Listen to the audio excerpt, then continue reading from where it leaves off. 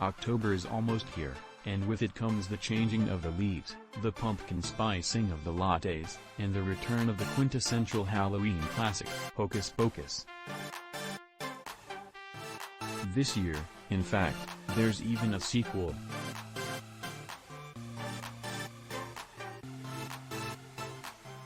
Hocus Pocus 2, starring Bette Midler, Sarah Jessica Parker, Kathy Najimy in reprisals of their original roles, and now, Whitney Peak, Lilia Buckingham, and Belissa Escobedo, picks up 3 decades after the events of the first film with even more magic, and slightly better CGI.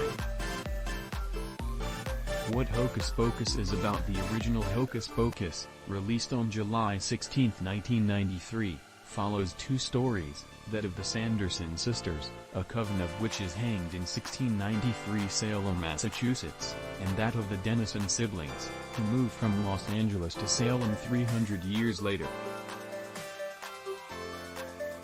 The 2 storylines converge under the full moon on Halloween, when Max Dennison, Omri Katz, lights a cursed candle inside the witch's old cottage in an attempt to impress his crush, Allison Watts, Vinessa Shaw.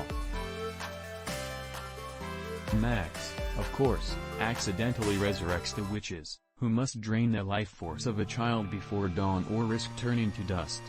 Their sights are set, conveniently, on Max's younger sister, Dani Dennison, Thora Birch.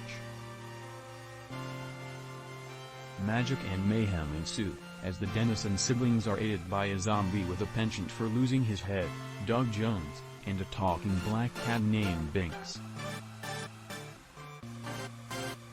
Binx was named after Inks, an actual black cat from the childhood of David Kirschner, producer and co-writer of the film. The plot itself arose from a bedtime story that Kirschner told his 2 young daughters in the 1980s.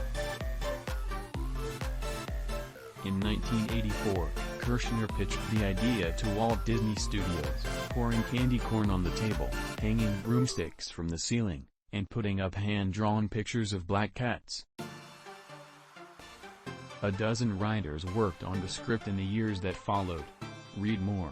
The 52 most anticipated movies of fall 2022. How Hocus Pocus was received. Hocus Pocus was no instant success, due in part, perhaps, to its mid-July theatrical release.